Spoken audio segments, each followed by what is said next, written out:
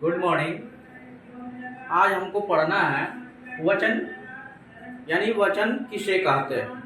तो बच्चों इसको क्या करना है, आपको इसको पढ़ना है और साथ में कॉपी में आपको लिखते रहना है और लिखने के बाद इसको याद भी करना है। तो हम लोग स्टार्ट करते हैं और सबसे पहले ये लेते हैं कि वचन किसे कहते हैं, या हम ये कह सकते हैं वचन की परिभाषा बताएं। तो शब्द के जिस रूप से व्यक्ति या वस्तु की संख्या, यानी एक हो या अनेक हो, की जानकारी मिले उसे हम वचन कहते हैं। फिर से एक बार सुन लीजिए।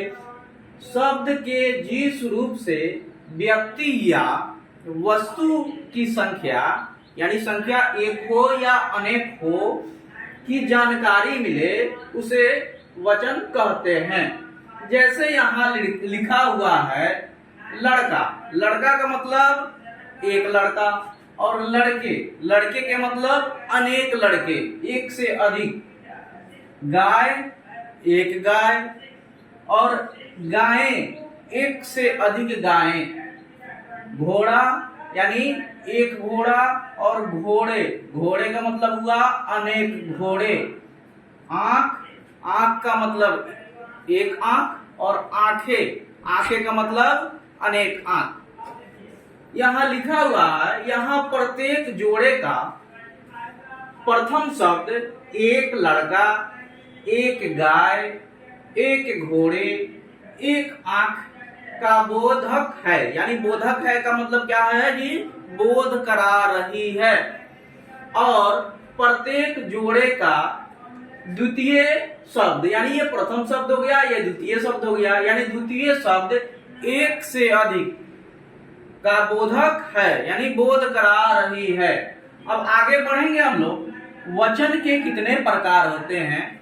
तो वचन के दो प्रकार होते हैं। हिंदी में वचन के दो प्रकार होते हैं। एक को बोलते हैं एक वचन, और दूसरे को बोलते हैं बहुवचन, यानी सिंगुलर और प्लूरल।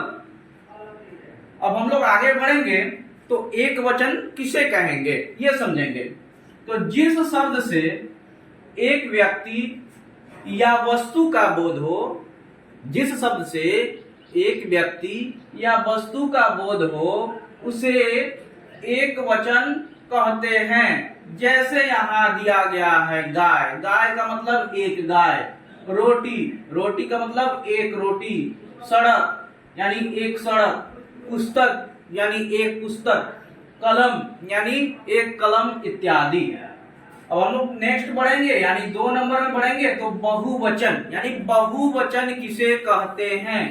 तो जिस शब्द से अनेक व्यक्ति या वस्तुओं का बोध हो उसे बहुवचन कहते हैं। यानी जिस शब्द से अनेक वस्तु, यानी एक से अधिक वस्तुओं का बोध हो उसे बहुवचन कहते हैं। जैसे गाय का मतलब हो गया एक से अधिक गाय।